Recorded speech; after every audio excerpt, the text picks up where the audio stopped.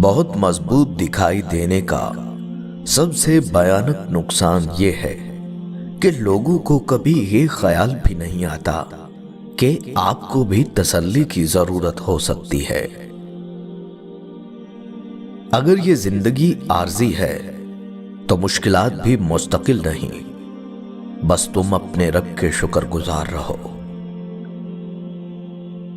خدا کی محبت کا انداز بھی کمال ہے، سب کچھ دے کر کہتا ہے کوئی مانگنے والا؟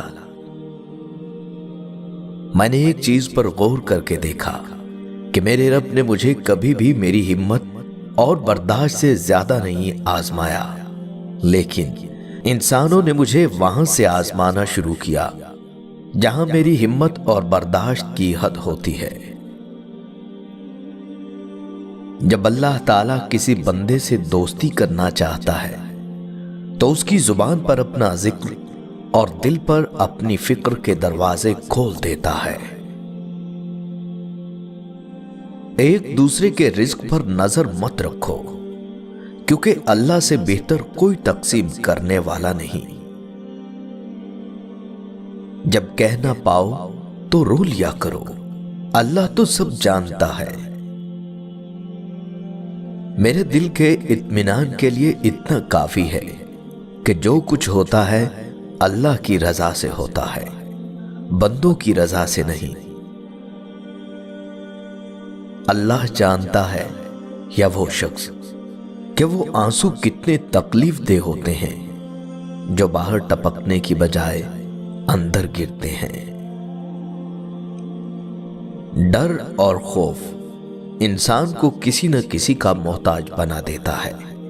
اس سے بہتر یہ نہیں کہ اس رب سے ڈرو جس نے ڈر اور خوف کو پیدا کیا ہے۔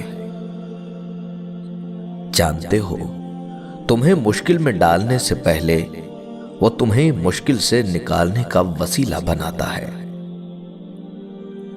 کبھی کبھی دعا بہت جلد قبول ہو جاتی ہے، لیکن ہم شکر کرنے کی بجائے یہ بول دیتے ہیں کاش کچھ اور مانگ لیا ہوتا۔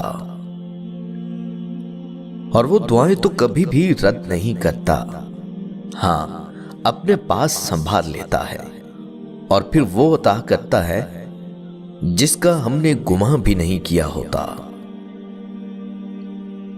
نماز وہ واحد حکم ہے جسے اللہ نے آسمان سے وحی کے ذریعے نہیں اتارا، بلکہ اپنے محبوب حضرت محمد صلی اللہ علیہ وآلہ وسلم کو آسمان پر بلا کر تحفے میں دیا۔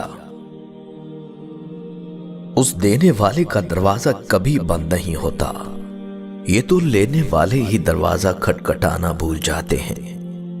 اس کائنات میں صرف اللہ کی رحمت کی دکان ایسی ہے جہاں خریداری کے لیے اگر جیب میں کوئی نیکی نہیں تو آپ ہاتھوں پہ چند آنسو رکھ کر جو چاہے لے لیں۔